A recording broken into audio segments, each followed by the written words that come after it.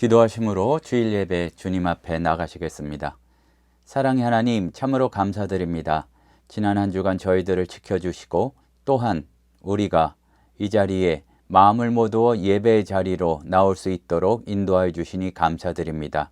우리의 예배와 찬양을 받아주시고 또 주님께서 함께 계심이 우리의 큰 힘과 위로와 능력이 되도록 인도하여 주시옵소서. 예수님의 이름으로 기도드립니다. 아멘.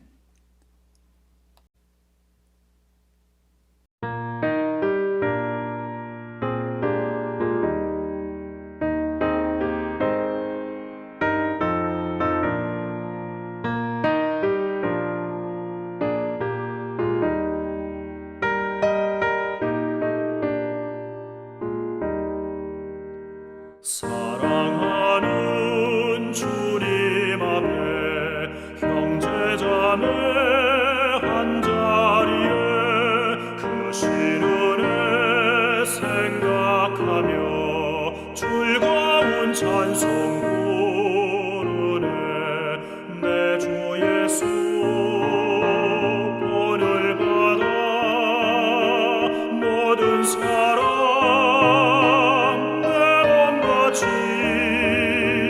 환난 근심 위로하고 진심으로 사랑하세. 사랑하는 주님 앞에 온갖 충성 다 바쳐서 괴로우나 즐거우나 주님만 힘써서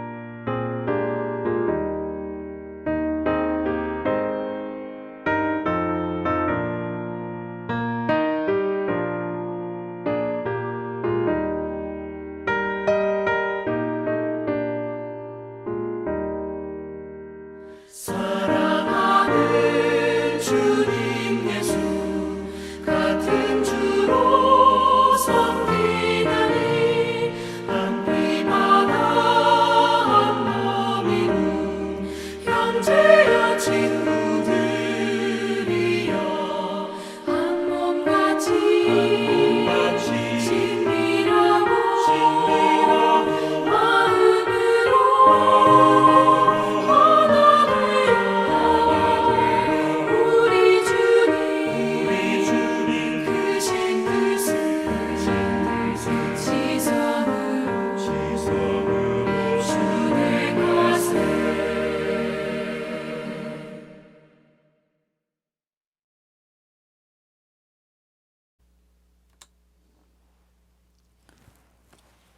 사도신경으로 신앙 고백하시겠습니다.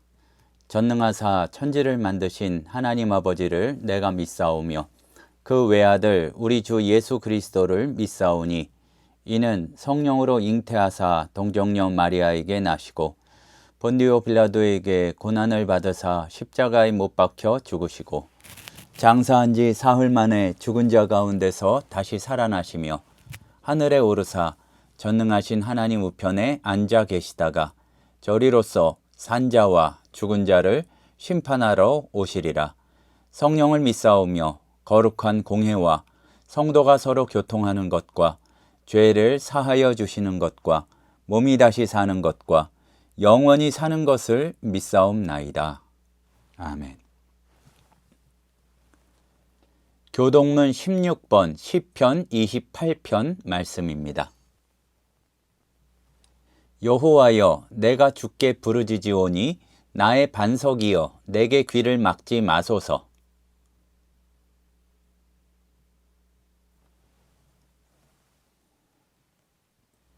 내가 주의 지성소를 향하여 나의 손을 들고 주께 부르짖을 때에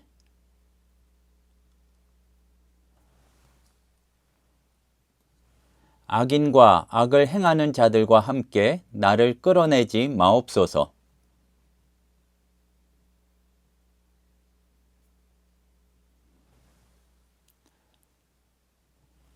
그들은 여호와께서 행하신 일과 손으로 지으신 것을 생각하지 아니하므로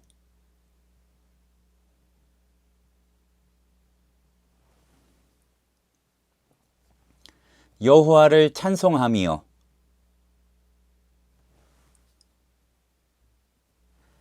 여호와는 나의 힘과 나의 방패이시니 함께 읽겠습니다. 여호와는 그들의 힘이시요 그의 기름 부음 받은 자의 구원의 요새이시로다. 아멘. 기도하시겠습니다. 살아서 역사하시고 우리를 사랑하여 주시는 하나님 아버지, 우리가 이 시간 머리 숙여 주님 앞에 나갑니다. 지난 한 주간 여러 가지 일들과 또한 많은 사람들을 만나는 가운데에도 저희들을 지켜주시고 또한 이렇게 예배의 자리를 기억하게 허락하여 주시니 참으로 감사드립니다. 여러 가지 일들 가운데 우리가 바로 눈앞에 있는 것들을 볼 때는 참 쉽지 않고 만만치 않은 것들이 많이 있사오나 그때에 주의 곁을 떠나지 않고 주의 손목을 굳게 잡고 동행하는 기쁨을 누리도록 인도하여 주시옵소서. 여러 가지로 삶이 곤고한 자나 또 몸이 아픈 자나 여러 가지 기도 제목을 가지고 있는 우리 성도들이 있습니다.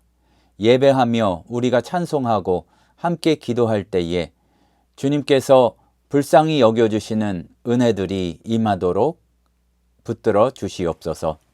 사랑의 하나님 아버지, 계속해서 짧지 않은 기간 동안 세계에는 전쟁의 소문들이 들려옵니다.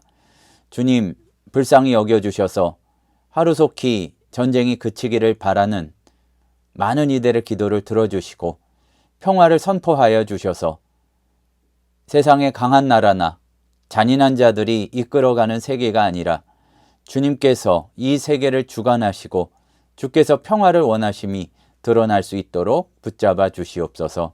사랑의 하나님 아버지, 우리나라도 오랜 세월 동안 남과 북이 나뉘어서 이렇게 통일이 되지 못하고 있는데 주님, 정말로 하나 될 수 있는 기회를 다시 한번 허락하여 주셔서 주님을 찬양하고 함께 더욱 힘있게 이 세계의 마지막 때에 주의 일들을 감당할 수 있는 은혜들 주님 베풀어 주시옵소서. 사랑의 하나님 아버지, 참으로 구합니다.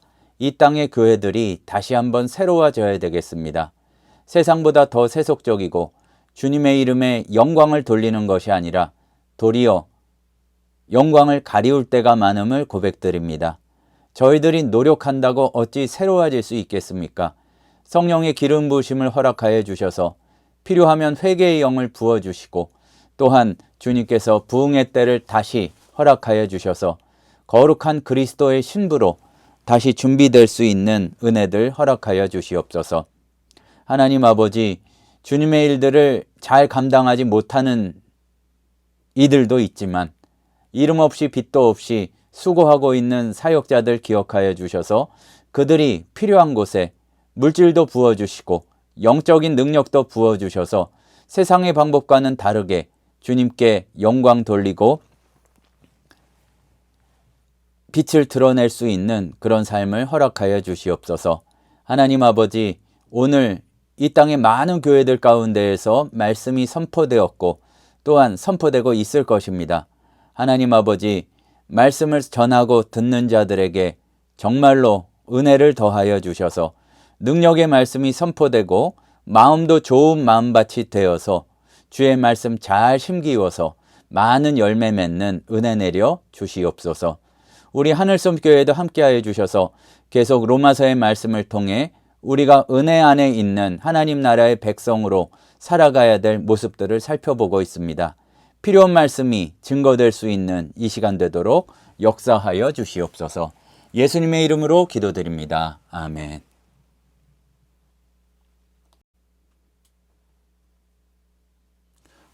오늘 우리에게 주시는 하나님의 말씀은 로마서 12장 4절에서 8절 말씀입니다. 우리가 한 몸에 많은 지체를 가졌으나 모든 지체가 같은 기능을 가진 것이 아니니 이와 같이 우리 많은 사람이 그리스도 안에서 한 몸이 되어 서로 지체가 되었느니라. 우리에게 주신 은혜대로 받은 은사가 각각 다르니 혹 예언이면 믿음의 분수대로, 혹 섬기는 일이면 섬기는 일로, 혹 가르치는 자면 가르치는 일로, 혹 위로하는 자면 위로하는 일로, 구제하는 자는 성실함으로, 다스리는 자는 부지런함으로, 긍휼을 베푸는 자는 즐거움으로 할 것이니라. 우리는 지난주에 말씀을 나누면서 하나님 나라에 맞게 드리는 예배, 하나님께서 기뻐 받아주시고 우리가 드려야 될 예배가 그냥 감정적인 예배가 아니라 합당한 예배, 쉽게 표현해서 정신 차리고 하나님 나라의 기준에 맞게 살아가고 늘 주님의 계획을 의식하고 이러한 예배라는 것을 함께 살펴보았습니다. 그러니까 하나님 나라에 속했다고 하면서 세상의 기준대로 살아가려고 한다면 그것은 조금 심하게 얘기해서 정신 나간 것이다 라는 얘기까지 드렸죠. 그런데 그렇게 우리가 정신을 차리고 하나님의 계획대로 살겠다 다짐하고 이렇게 영적이고 합당한 예배자가 되었을 때 눈앞에 가장 먼저 드러나는 현실이 있습니다.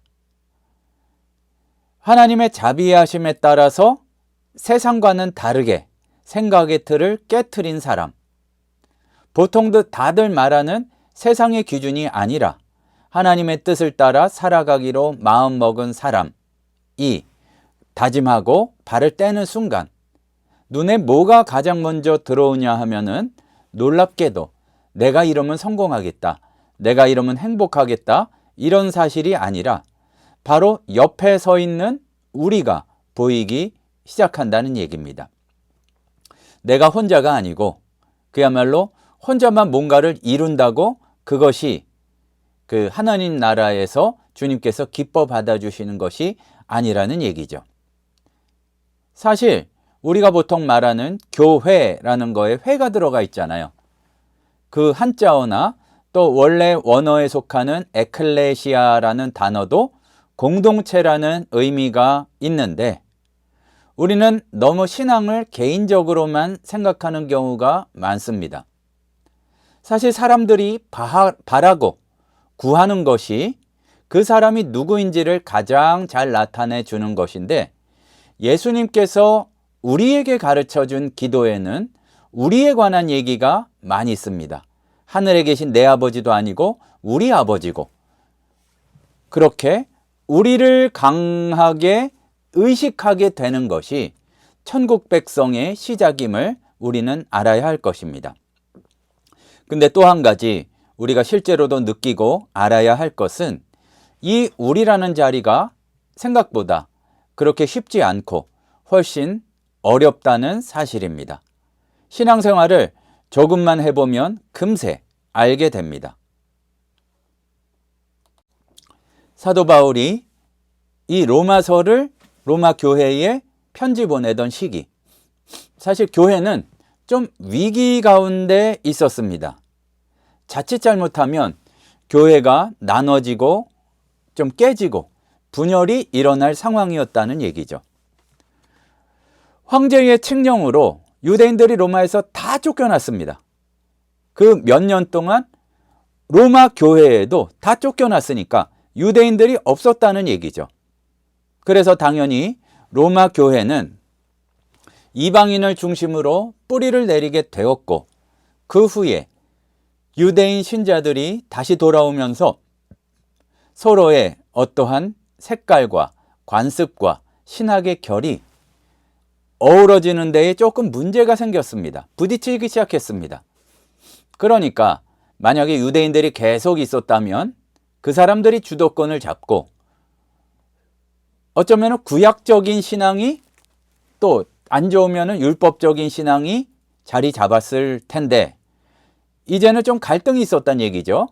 수년 동안 로마 교회에는 이방인 성도들밖에 없었으니까 누가 옳으냐, 누가 중심이 되어야 하느냐, 어떤 목소리를 들어야 하는가, 이게 완전히 서로 치고받고 싸우고 겉으로 드러난 싸움은 아니었지만 그러나 그 속에서 한 몸을 이루어야 할 공동체는 각자 자기 것을 주장하는 그 어떤 생각과 목소리가 끈질기게 고개를 들고 있었습니다. 그래서 사도 바울은 오늘 편지에서 이제 끝자락을 다다르고 있는데 유독 한 몸, 지체, 다른 것을 어떻게 품을 것인가 거기를 길게 이야기하고 있는 것입니다. 그런데 가만히 생각해 보면 우리의 자리도 꽤나 비슷합니다. 사실은 건강한 교회면 똑같은 사람들만 모인 교회가 아니라 다양한 사람들이 함께하고 함께 할 수 있는 교회가 건강한 교회입니다. 청년들만 있지도 않고 또 나이 든 어른들만 있지도 않고 믿어온 횟수가 다르고 세대가 다른 사람들이 함께 한 교회에 있습니다. 좋아하는 찬양도 다르고 또 무엇을 우선적으로 해야 할지 그 중요하게 여기는 사역의 방향도 다릅니다. 다름은 언제나 거기 있습니다. 하지만 그것이 조화롭게 이루어지게 되면 다른 악기들이 화음을 내어서 웅장하고 아름다운 교향악을 만들듯이 아름다운 신앙의 모습으로 하나님 나라를 이루어 가는데 문제는 어느 순간 그게 삐끗하기 시작하면 다름을 견디고 그 다름을 통해서 더 아름다운 모습을 만들어내는 것이 아니라 서로를 자기 잣대로만 평가하고 품고 사랑하기보다 밀어내고 갈등이 생기기가 쉽다는 말씀입니다. 다름을 마주하면 왜 저럴까 이해를 하지 못하고 나 때는 말이야 이런 이야기들이 많이 그냥 반복되기만 하고 이런 드러내거나 또는 밑에 가라앉아 있는 갈등 뒤에는 그러한 판단 뒤에는 어김없이 들어가 있는 것이 있습니다. 내가 맞다는 얘기입니다. 내 스타일이 맞고 내 방식이 맞다는 얘기입니다. 이러한 다름이 깊어지면 교회는 한 몸으로서 역할을 하기가 어렵습니다.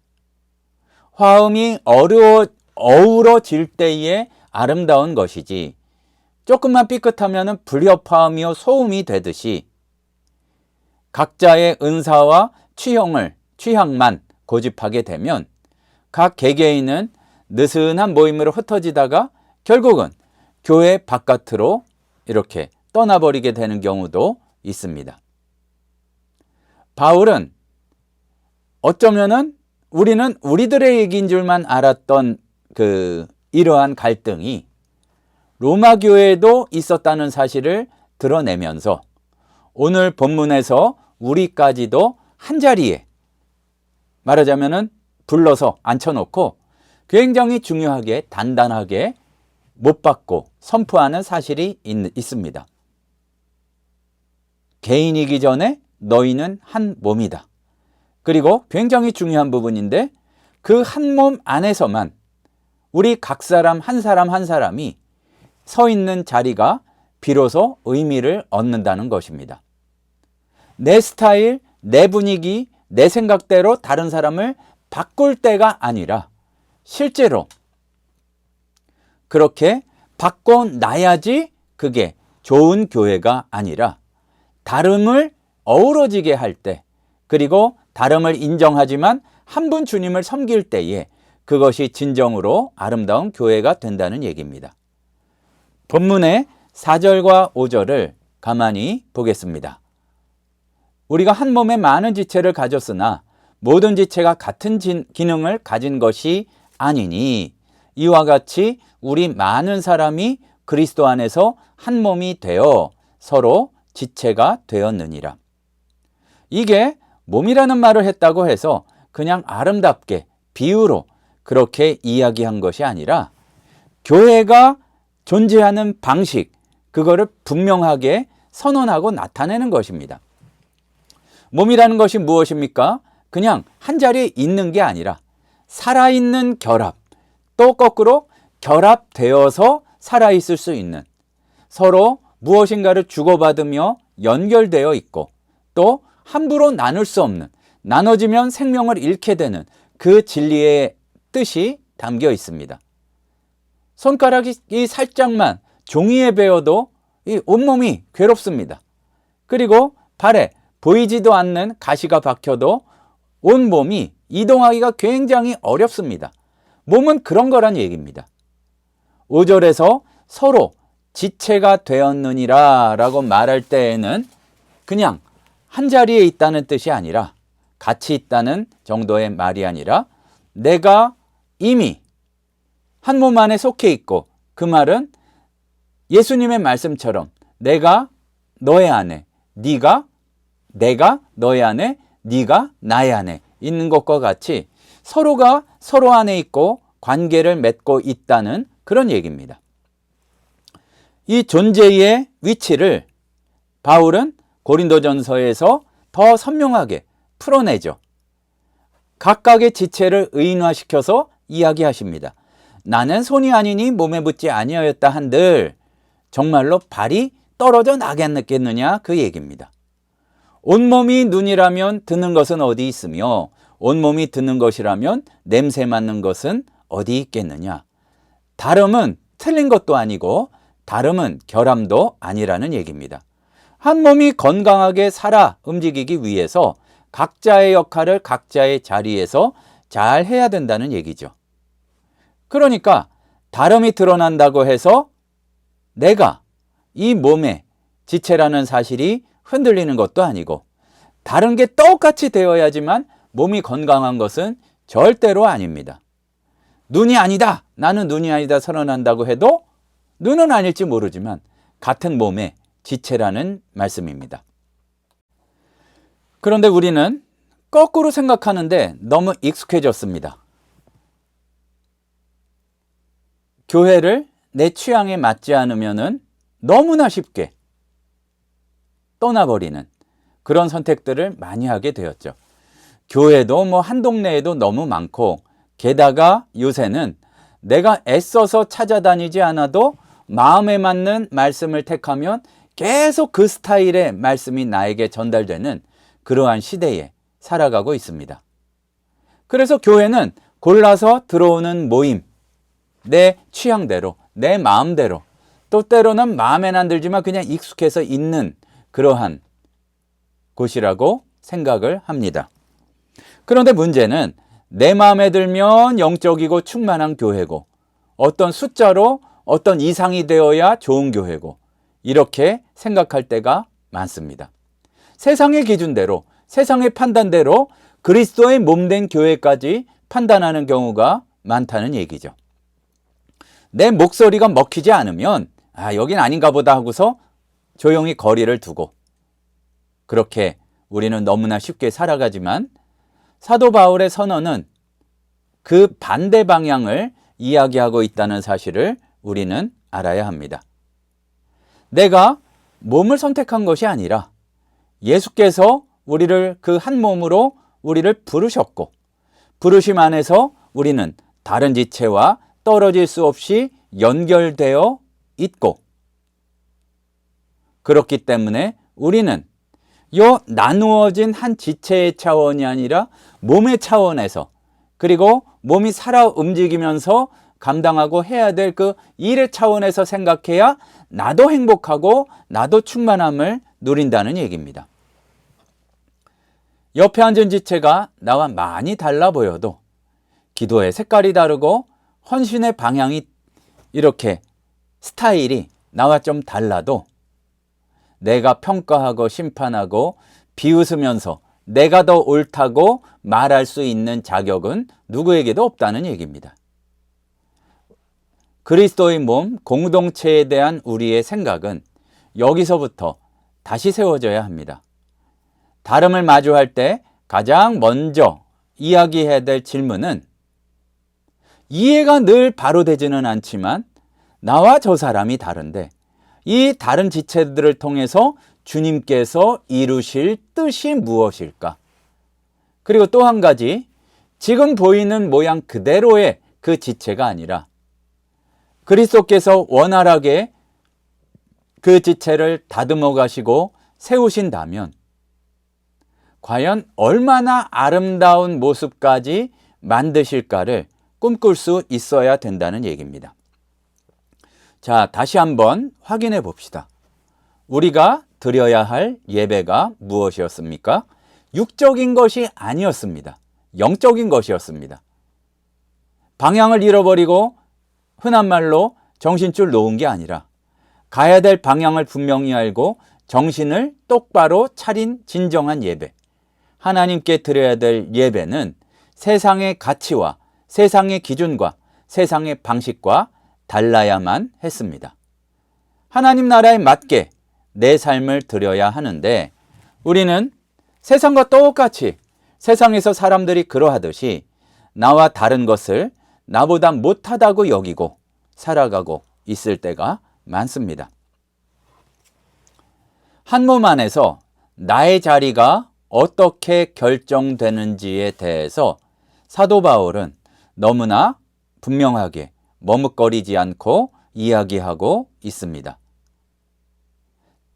우리가 지난주에 읽었던 3절 말씀에서 미리 어느 정도 얘기하셨습니다.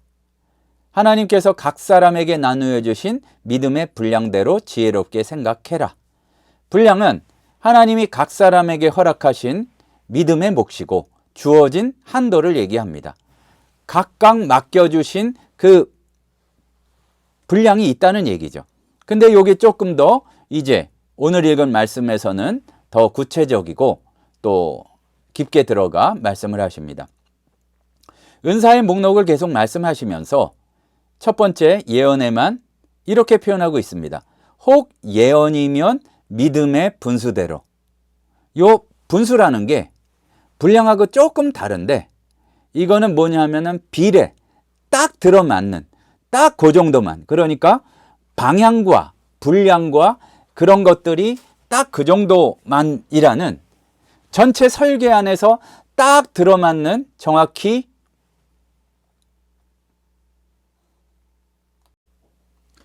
그 계획에 들어맞는 것을 이야기한다는 얘기입니다.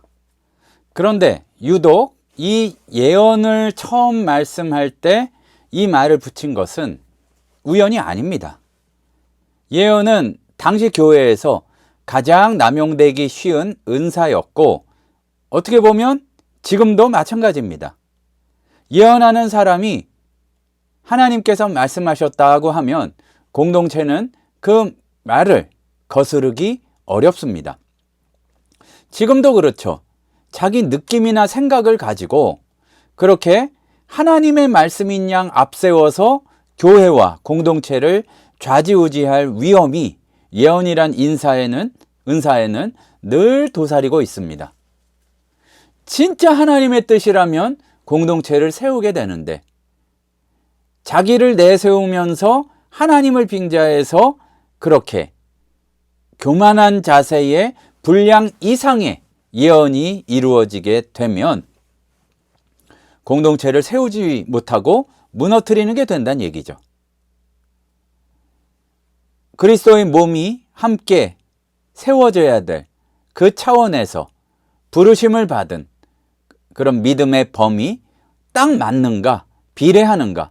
어떻게 보면은 전하는 사람만 문제가 아니라 듣는 사람에게도 적합한 말씀인가를 잘 판단해서 하나님의 뜻을 전해야 된다는 얘기입니다. 그런데 이제 나머지 은사들을 보면 좀 다른 방식으로 말씀하십니다. 구체적이고 실제로 실천하고 그렇게 살아야 된다는 의미가 강해집니다. 섬김은 섬기는 일로, 가르침은 가르치는 일로. 그러니까 은사가 그 본질을 잃지 말아야 한다는 말입니다. 섬김이 인정받으려는 어떤 연기나 무대로 바뀌고 가르치면서 진짜 도움을 주려고 하는 게 아니라 나 이렇게 많이 알아 하는 지식을 과시하는 자리로 변질되면 별게 아니라고 생각할지 모르겠지만 더 이상 하나님이 주신 은사가 아닌 것이죠. 구제는 성실함으로, 대충 하는 게 아니라, 다스림은 부지런함으로. 이것도 중요합니다. 다스리는 자가 게으르지 말고 부지런해야 됩니다. 긍휼은 즐거움으로. 은사를 어떤 태도로 사용해야 되는지를 잘 말씀해 주고 있습니다.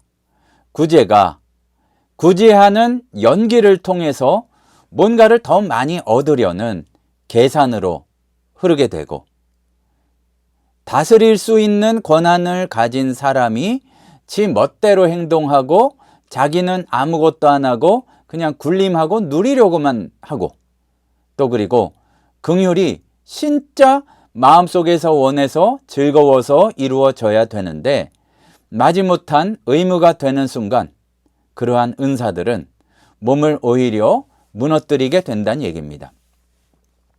바울이 각 은사에 다른 표현을 붙인다면 그것은 은사가 가진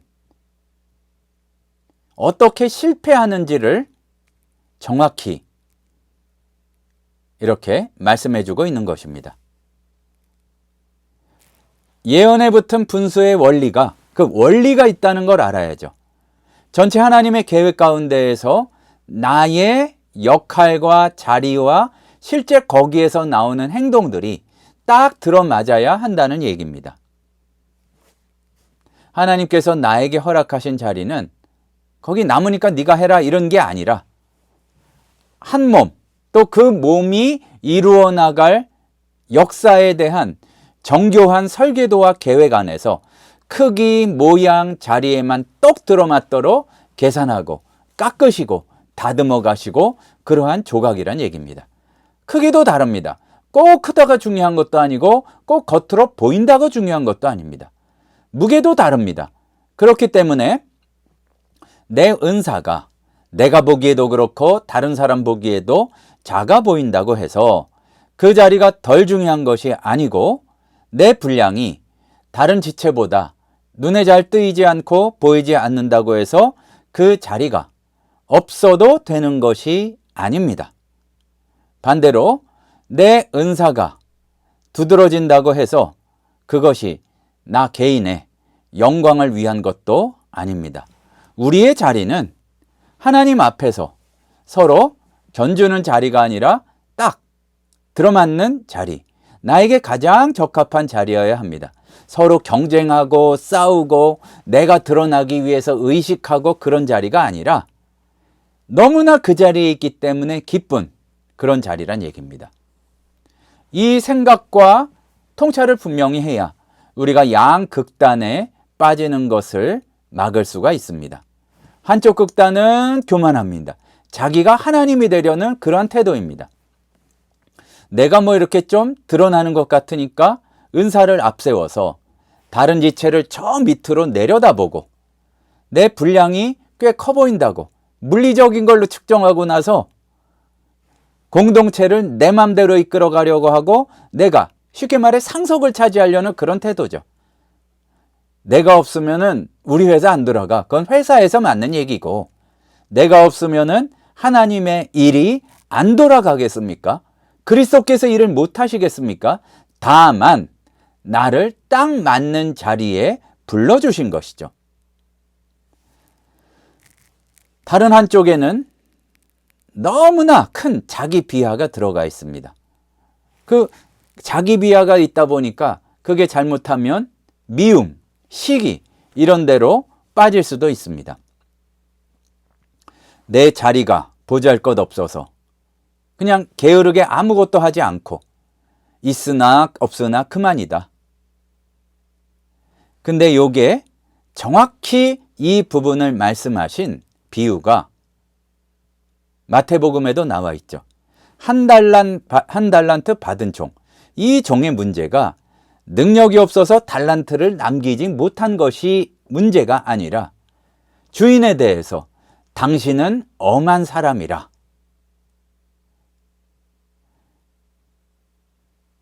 낙담하다 보면 하나님에 대한 감사를 잊어버리고 주님에 대해서 원망하고 내 판단이 맞아.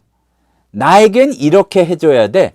이런 생각으로 가득 찰 수 있는 게 반대편의 극단이란 얘기입니다. 사도 바울은 이렇게 좌로나 우로나 치우치지 않고 가야 될 바로 그 길로 우리를 이끌고 있습니다. 내 자리는 자랑하여 교만할 것도 아니고 부끄러워하면서 하나님이나 다른 사람을 원망할 것도 아닙니다. 하나님께서 그분의 설계하심 안에서 나에게 맞도록, 나에게 딱 맞도록 깎으신 가장 정확한 자리임을 알아야 할 것입니다.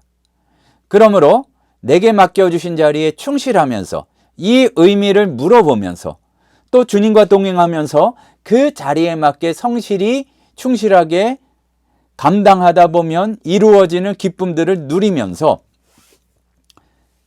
살아가는 것이 나에게 주신 가장 알맞는 삶이지, 다른 지체를 흉내내려 애쓰거나 또 거꾸로 다른 지체를 손가락질하는 삶은 우리가 벗어나야 한다는 얘기입니다.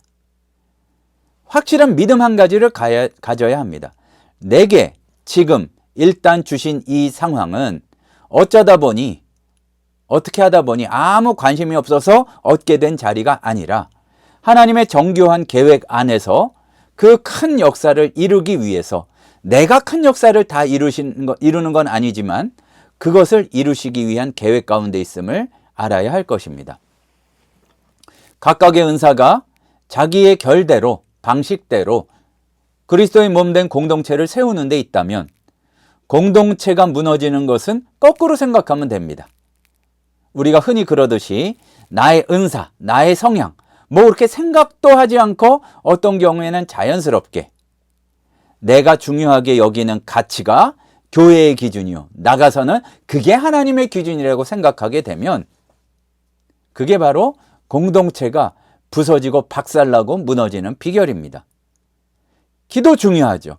기도를 해야죠. 모두를 위해서 기도해야 되는데 내 생각과 스타일대로 기도하지 않는 지체를 속으로 판단하고, 또 말씀을 굉장히 열심히 공부하고 체계적으로 논리적으로 이야기를 할 수 있는데 말씀을 공부해야지 이렇게 은사만 추구하고 그런 거 별로라고 영적으로 오히려 얕은 것이라고 여긴다면 그 공동체가 서로 미워하다가 세워지겠느냐, 그 얘기입니다. 또 헌신과 봉사에서도 그렇고요. 또 어떤 하다못해 찬양을 좋아하는 스타일에 있어서도 경건에 대한 생각이 다르다고, 생각도 아니죠, 취향이 다르다고 불경건한 것처럼 여긴다면 그 공동체가 세워지겠느냐 얘기입니다. 이러한 때에 우리의 마음을 가만히 들여다보면 거기에는 늘 한 가지 전제가 놓여 있습니다. 내가 옳다. 내 뜻대로 해야 된다. 내가 가르쳐 줘야 된다. 내 기준이 표준이다. 하지만 이게 바로 사도 바울이 로마서 전체, 그리고 오늘 말씀을 통해서 지적하고 끈질기게 바로잡아 주려고 하는 모습이란 얘기입니다. 빌립보서에도 이런 말씀이 있습니다. 아무 일에든지 다툼이나 허영으로 하지 말고 오직 겸손한 마음으로 각각 자기보다 남을 낮게 여기고, 더 낮게 여기다 얘기입니다. 낮추어 보지 말고 낮게 여기고, 자기 일을 돌볼 뿐더러 자기 일은 알아서 좀 하고, 그리고 또한 각각 다른 사람들의 일을 돌보라. 내 은사의 스타일대로 충실히 살되 그거 가지고 교만의 도구로 삼지도 말고 잣대로 삼아서 다른 사람 판단하지도 말고 함께 한 몸을 세우는데 쓰자, 이런 말씀입니다. 다름이 공동체가 되는 순간 하나가 되는데 어떻게 하나가 될 수 있느냐? 한 곳을 바라볼 때입니다.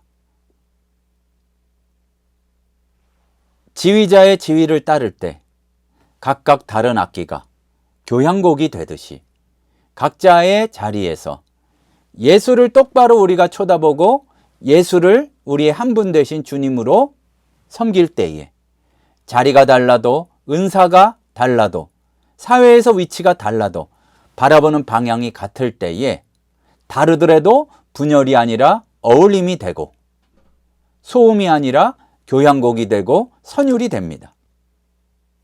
서로 다른 지체들이 그리스도라는, 예수 그리스도라는 한 방향을 쳐다보고 그가 뜻하시는 우리 개개인에 대한 계획만이 아니라 큰 역사에 대한 비전을 바라보게 될 때 정말로 한 몸 된 교회는 살아 움직이게 되어 있습니다. 하나님 나라에 맞게 그 생각과 정신이 바뀌고 정신을 차리면 시야가 넓어집니다. 그때에 가장 먼저 눈에 보이는 것이 나 말고 다른 사람이 있었구나, 우리가 있었구나 하는 사실입니다.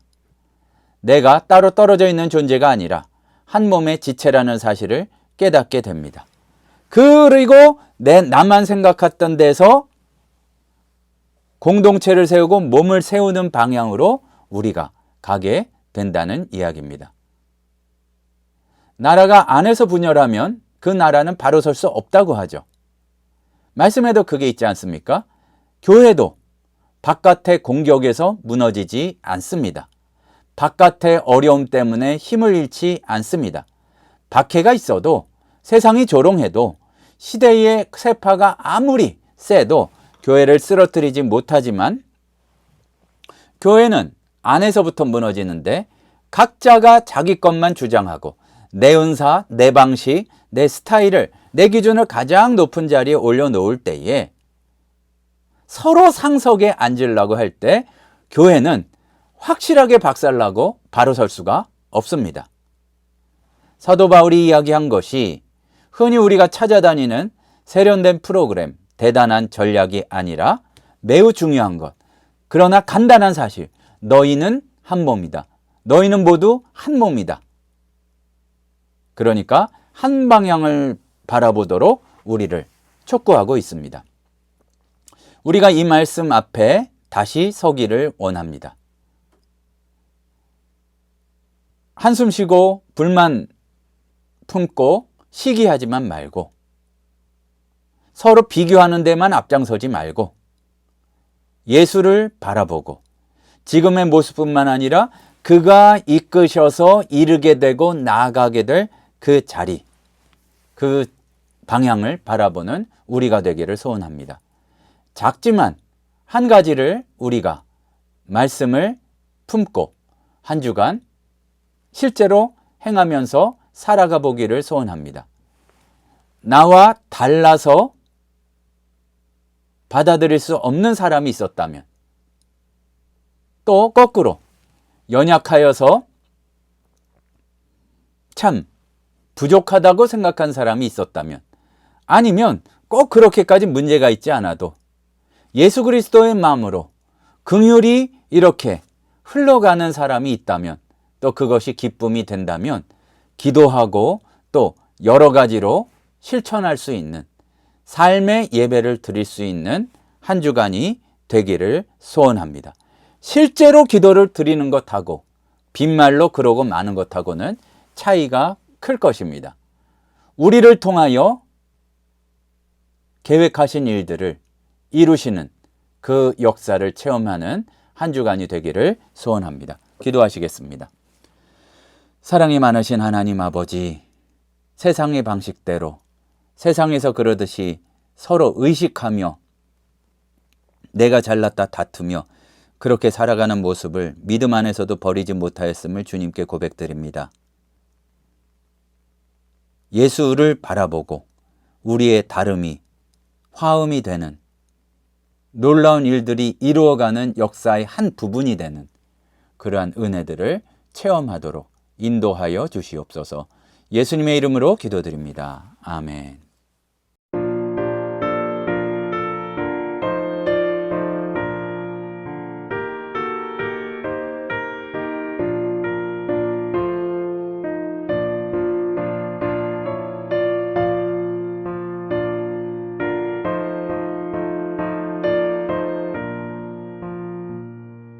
주님의 마음을 못 받는 자, 그 맘에 평강이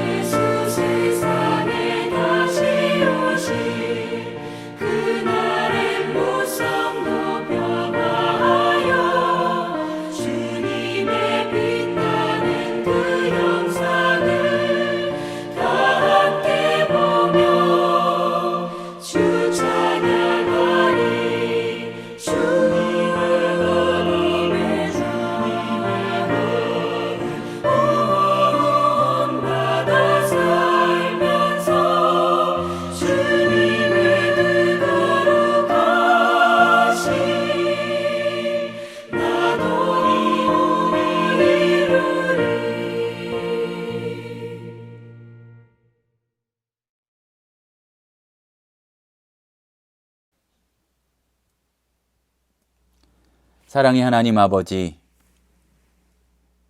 주님의 아름다운 몸, 하나님 나라의 큰 계획을 바라보지 못하고 나 혼자밖에 생각할 줄 모르는 저희들을 불쌍히 여겨주시옵소서. 하지만 우리의 계획과 뜻과 의지와 정신이 똑바로 주님을 향하여서 나는 비록 약하고 작은 부분을 맡을 뿐이지만 주님의 큰 역사 가운데 동참한다는 그 기쁨을 누릴 수 있는 저희들 되도록 인도하여 주시옵소서. 지금은 우리 주 예수 그리스도의 은혜와 하나님 아버지의 크신 사랑하심과 성령님의 충만 인도하시는 은혜의 역사가 나 비록 약하나 예수 강하시고 나는 보잘것없으나 나를 사용하셔서 하나님 나라의 예수 그리스도의 몸된 교회 가운데 가장 필요한 자리에 사용하신다는 믿음으로 살아가기를 소원하는 하늘샘 성도들 머리 위에 이제로부터 영원토록 함께 있을지어다. 아멘.